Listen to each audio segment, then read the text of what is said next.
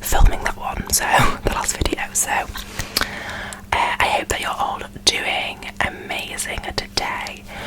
Today we have like a little mini book haul. Usually I do like massive book hauls. I've got like tons of books, but I've only got 4, 5, 6 or 5, maybe 5 books today to show you. But I thought it would be just cute and fun to do like a little mini one rather than waiting ages and doing a huge one. So yeah, that is what we've got in store today. Before we get started, please remember to subscribe. Also check out my links below. Follow me on, add me as a friend on Goodreads, and follow me on Bookstagram because I love books. So if you love books, you should definitely go over there and talk to me about books. So yeah, the word book is going to be probably mentioned about 1,000 more times. So yeah, let's just jump into these books that I have recently purchased. So the first book that I picked up was Vicious by V.E. Schwab. I love that last name. And this is a very popular book. My mum recommended this to me. She said that it was really good. And then also I saw Hailey Jean ASMR's a review of it, and I was just like, okay, if she says it's good and my mum says it's good, it's probably good. So I picked it up. I think I actually picked this up on World Book Day. I went and treated myself to a couple of books because if there's any day that you need like an excuse to buy, you don't need an excuse to buy books, then it's definitely World Book Day. So this says, Victor and Eli started out as college roommates, brilliant, arrogant, lonely boys who recognise the same ambition in each other, a shared interest in adrenaline, near-death experiences and seemingly supernatural events reveals an intriguing possibility that under the right conditions someone could develop extraordinary abilities. But when their thesis moves from the academic to the experimental, things go horribly wrong. 10 years later, Victor breaks out of prison, determined to catch up to his old friend, now foe, aided by a young girl with a stunning ability. Meanwhile, Eli is on a mission to eradicate every other superpowered person that he can find, aside from his sidekick, an enigmatic woman with an unbreakable will, armed with terrible power on both sides, driven by the memory of betrayal and loss. The arch nemesis have set a course for revenge, but who will be left alive at the end? There is a cat having a fight outside. I think one of them may have won. So yeah, I thought this sounded really good. So I have got one other book by V.E. Schwab that I haven't started yet, but I should probably read some of their rare works soon. This seems like a good length. It seems like quite short, so I'm definitely looking forward to picking it up. Then we have a new release, and that is A Fate Inked in Blood by Danielle L. Jensen. This came out like, did it come out this month or last month? Like maybe last month or the month before.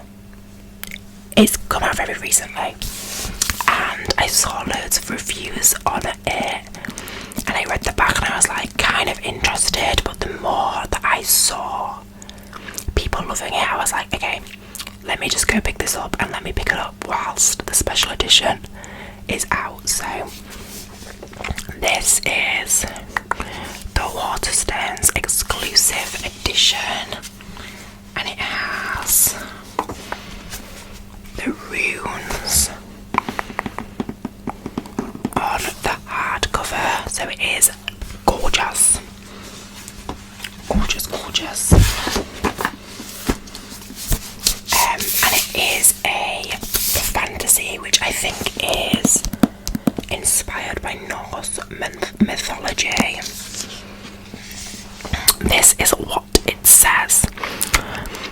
Bound in an unwanted marriage, Freya spends her days gutting a fish, but dreams of becoming a warrior and of putting an axe in her boorish husband's back.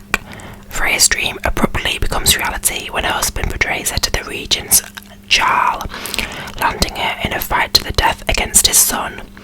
To survive, Freya is forced to reveal her deepest secret. She possesses a drop of goddess's blood, which makes her a shield maiden with magic capable of repelling any attack.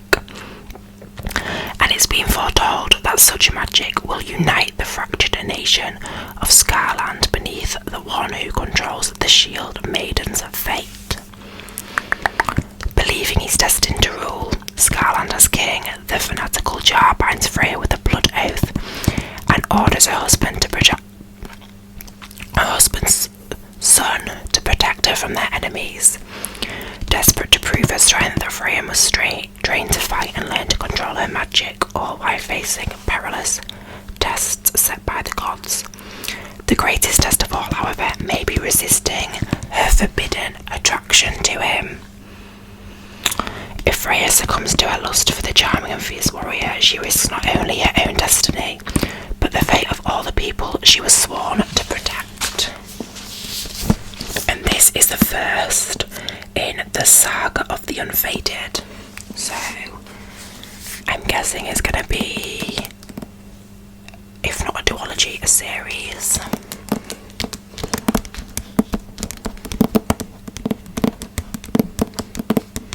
But it's got some good reviews, so we will see how I get on with it.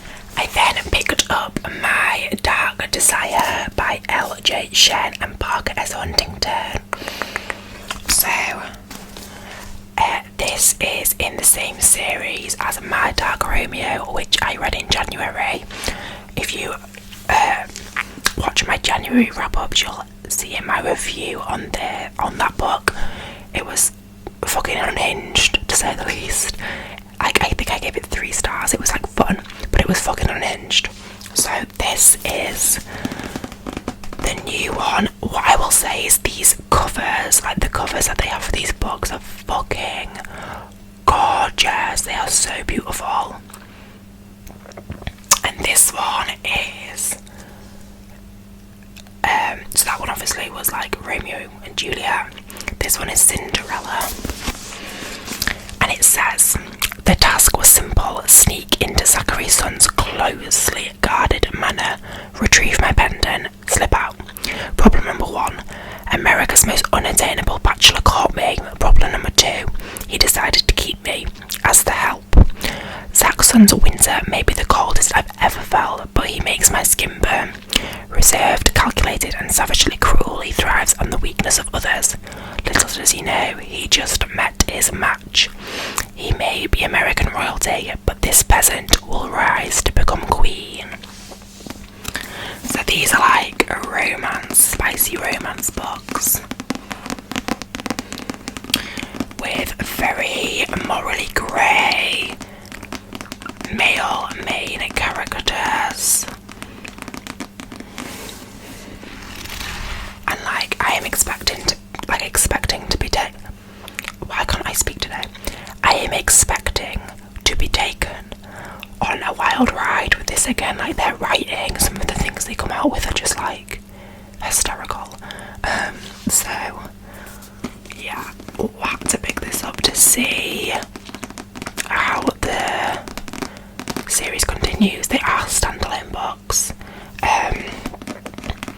but they're all within like the same series.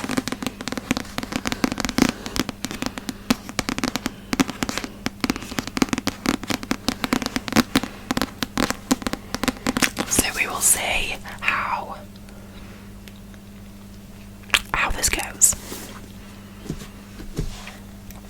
And then the final 2 books are a duology, and that is Anatomy and Immortality by Dana Schwartz. She is a #1 New York Times best-selling author, so I have had my these books for a while because of the covers. Like, how beautiful are these covers? And I've seen them on Bookstagram a lot, but I never picked them up. And then I actually was in like a charity shop and I saw that they had these both for £2 each, and I was like, yeah, like, I'm having them. So, and at that time, like, I actually didn't even know what they were about, but these are Gothic romances, I believe. So it says, this is the first one, by the way, Anatomy, a love story, and it says, Edinburgh, 1817, a Gothic tale full of mystery and romance. Hazel Sinnett is a lady who wants to be a surgeon more than she wants to marry. Jack Curra is a resurrection man who's just trying to survive in a city where it's too easy to die. Despite being thrown out of Dr. Beechman's lectures, Hazel is determined not to compromise on her ambitions. But without official lessons, Hazel will need more than just her books. She'll need corpses to study. Lucky that she's just made the acquaintance of someone who digs them up for a living. Unfortunately, Jack has his own problems. Dangerous men are skulking around the cemeteries. His friends are disappearing off the streets, and the city slums are plagued with a mysterious illness. Nobody seems to care, until Hazel. With so much on the line, Hazel and Jack must work together to uncover the secrets buried beyond the unmarked graves in the very heart of Edinburgh society. So yeah, these sound fun, and they're like pretty short. They're just over 300 pages, so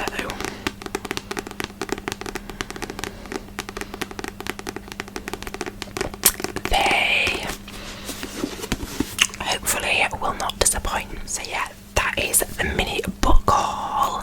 Have you read any of these books, or do you want to read any of these books? Do you think any of them sound intriguing? Let me know below.